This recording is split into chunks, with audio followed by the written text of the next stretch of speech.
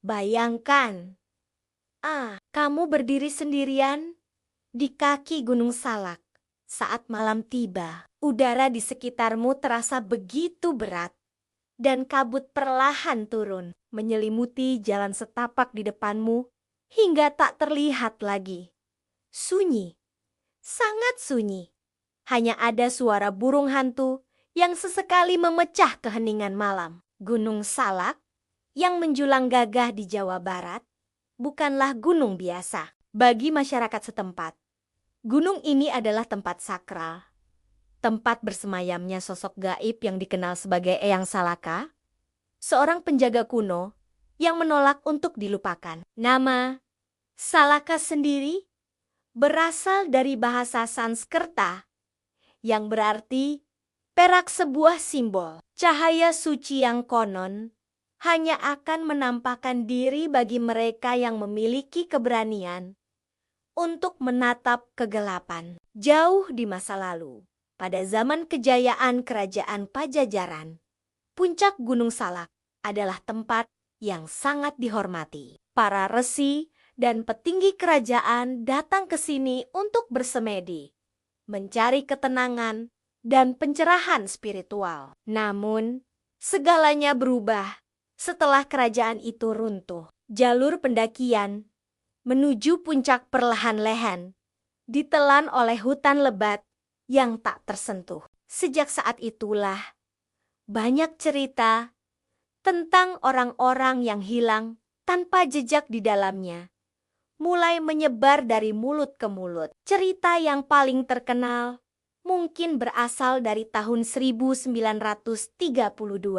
Seorang peneliti Belanda bernama Hendrik van der Ven tiba di Sukabumi, terobsesi dengan pencarian jalur kuno yang menurut legenda akan membawanya ke sebuah batu perak suci, peninggalan berharga dari Raja Sunda terakhir. Hendrik, dengan semangat seorang petualang, tidak menyadari bahwa di balik keheningan hutan yang tampak damai, ada sepasang mata gaib yang terus mengintai setiap langkahnya. Malam kedua pendakian, saat mereka beristirahat di tengah hutan belantara, kejadian aneh pun dimulai. Hendrik dan timnya mendengar suara alunan gamelan yang merdu, seolah datang dari kejauhan, namun terasa begitu dekat. Salah satu asistennya, seorang pemuda bernama Willem, tampak begitu terpesona oleh suara itu.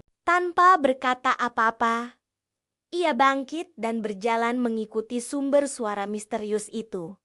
Seakan terhipnotis, Hendrik mencoba memanggilnya.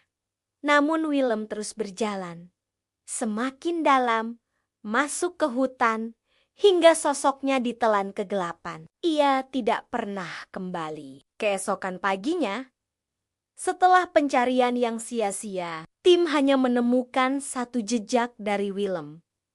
Topinya yang tergeletak di atas tanah. Anehnya, dataran tempat topi itu ditemukan tampak hangus, hitam seperti baru saja terbakar oleh api yang tak terlihat. Hendrik, diliputi ketakutan yang tak bisa ia jelaskan dengan akal sehat, memutuskan untuk membatalkan ekspedisinya dan segera pulang ke Belanda. Ia membawa pulang cerita horor yang menjadi cikal bakal kembalinya legenda Eyang Salaka ke dunia modern. Menurut cerita yang beredar, Eyang Salaka digambarkan sebagai sosok lelaki tua misterius, selalu mengenakan jubah hitam legam, matanya berwarna putih menyala, dan yang paling menakutkan, ia berjalan tanpa pernah menapakkan kakinya di tanah. Konon, siapapun yang berani menatap matanya terlalu lama tidak akan pernah bisa pulang sebagai manusia utuh. Jiwa mereka akan terperangkap di antara dua dunia. Hingga hari ini, banyak pendaki yang nekat naik ke Gunung Salak tanpa izin atau dengan niat yang tidak baik sering melaporkan pengalaman serupa. Mereka mendengar suara gamelan yang sama, mengalun lembut dari balik kabut tebal. Ketika para pendaki ini menceritakan pengalamannya kepada penduduk lokal, Jawaban yang mereka dapatkan selalu singkat dan penuh makna.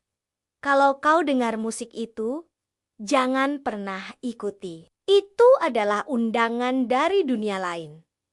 Gunung Salak masih berdiri dengan megah di selatan Jawa Barat, menawarkan keindahan alam yang luar biasa. Namun, perlu diingat, tidak semua jalur di gunung ini akan membawamu ke puncak. Beberapa di antaranya mungkin akan membawamu menuju tempat yang tak akan pernah bisa dijelaskan oleh akal manusia. Terima kasih sudah menyimak cerita ini sampai selesai. Jangan lupa untuk like, komen, dan subscribe agar kalian tidak ketinggalan cerita-cerita misteri lainnya dari kami. Sampai jumpa di video berikutnya.